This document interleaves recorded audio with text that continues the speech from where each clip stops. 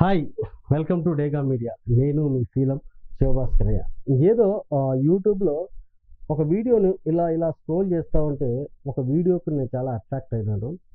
So attract అయినది మీతో share చేసుకుందామని వచ్చాను. బట్ అది వాళ్ళు చేస్తున్నది తప్పో రాంగో తెలియదు, కానీ వాళ్ళ పొట్టకూటి కోసం జీవనాధారం కోసం చేస్తూ ఉన్నారు.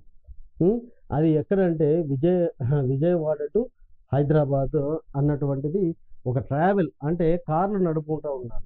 సో ద క్యాప్షన్ ఏంటి అంటే కనుక ఒక రోజులో 40,000 ఎలా సంపాదించాలన్న క్యాప్షన్ అయితే పెట్టి వాళ్ళ దగ్గరికి పోయి అనవసరమైనటువంటి వీడియోలు, అంటే ఆ డ్రైవర్లకి అనవసరమైనటువంటి వీడియోలు చేసి వీళ్ళ వల్ల ఒక రోజులో ఒక 50,000 5 లక్షలు అనుకుంటా, 25 లక్షలు సంథింగ్ 25 lakhs నష్టం వస్తుంది రోజుకు అన్నటువంటి ఒక క్యాప్షన్ పెట్టి ఎంత ఇబ్బందులు చేస్తున్నారు అంటే కనుక అది దాని గురించి ఎందుకు అంటే కనుక, అంటే వాళ్ళు చేసేది కరెక్టో రాంగో నేను ముందే చెప్తాను. నా ఒపీనియన్ మాత్రమే నేను షేర్ చేసుకుంటా ఉన్నాను. సో అది 7 సీటర్స్ కానీ అండ్ 4 సీటర్స్ కానీ హైదరాబాద్ నుంచి విజయవాడకు వీళ్ళు కార్లలో నడుపుకుంటా ఉన్నారు. సో అంటే బస్సులలో ఎక్కిపోతూ ఉన్నారు. బస్సులలో ఎక్కిపోయినా కూడా ఇంకా ఎక్కువ మంది వెళ్తూ ఉన్నారు. కాబట్టి అంటే అక్కడ బస్సుల ఆక్యుపెన్సీ పెంచినట్లయితే కనుక అందరూ బస్సులలోనే ఎక్కిపోతారు. సో ఇప్పుడు అందరికి కూడా డబ్బులు చాలా ఎక్కువగానే ఉన్నాయి. సో అందరూ కూడా ఏసీ బస్సు ఎక్కి వెళ్ళగలిగే స్థితిలోనే ఉన్నారు. బట్ అక్కడ వీళ్ళు అంటే బస్సులకు మించి ఎక్కువ జనాలు ఉన్నారు కాబట్టి ఈ డ్రైవర్స్ ఏవైతే 7 సీటర్స్ ఉన్నాయో అవి రోడ్డు మీద నడుస్తూ ఉన్నాయి. మరి అటువంటిది నడిచేటప్పుడు కొన్ని వీడియోలు తీసి సోషల్ మీడియాలో పెడితే అందులో ఒక అతను ఒక కామెంట్ పెట్టినాడు. ఆ కామెంట్ నాకు చాలా బాగా నచ్చింది. అది మీకోసం నేను చదువుతాను. వారు ఏమైనా దొంగతనం చేస్తున్నారా? పొట్టకూటి కోసం వారి కష్టం వారు పడుతుంటే వారిని బదనాం చేస్తావా? వారి కష్టం చూసి మాట్లాడు బేహూక్.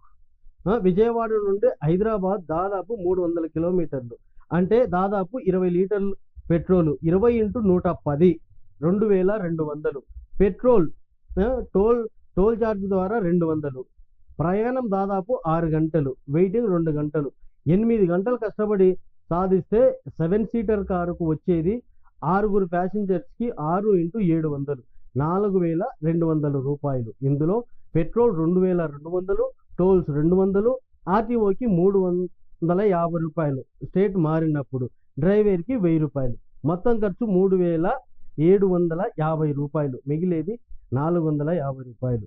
10 లక్షలు పెట్టి కారు కొంటే అన్ని ఖర్చులు పోను 450 రూపాయలు మాత్రమే మిగిలితే కుటుంబం ఎలా గడుస్తుందిరా? పెద్ద పుడింగిలా మైకు పట్టి వీడియోలు తీసి సోషల్ మీడియాలో పెడతావా? హౌలే, నీవు జీతం తీసుకోకుండా డ్యూటీ చేస్తున్నావా? 10 లక్షలు పెట్టుబడి పెడితే రోజు కనీసం ఖర్చులు పోను 2,000 మిగలకపోతే ఇక బిజినెస్ ఎందుకు చేయాలరా సన్యాసి? కుటుంబ పోషణ కోసం ప్రాణాలు అరచేతిలో పెట్టుకొని రోడ్డు మీద కారు డ్రైవింగ్ చేస్తూ నిజాయితీగా తన కష్టం నమ్ముకొని బతికే వాడే డ్రైవర్ను బదలాం చేస్తారా?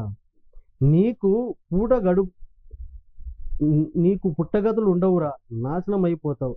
ఒకరిని నిందించే ముందు వారి జీవితాన్ని చూసి మాట్లాడు. వీలైతే మాట సహాయం చేయరా, లేకపోతే మూసుకొని కూర్చో. కానీ ఒక డ్రైవర్ అన్న కడుపు మీద కొట్టకురా, నీకు పుణ్యం దండం పెడతా అని ఒకడు మెసేజ్ రూపంలో ఆవేదన వ్యక్తం చేసినాడు. కరెక్టే ఈ లెక్క ప్రకారం. అంటే నేనేమంటానంటే అక్కడ ఏసీ బస్సులో వెళ్ళడానికి డబ్బులు పెట్టే జనాలు ఎక్కువ వస్తున్నారు కాబట్టి బస్సుల ఆక్యుపెన్సీ ఎక్కువ పెంచితే కనుక ఇలాంటివి ఉండవు అన్నది నా ఆలోచన.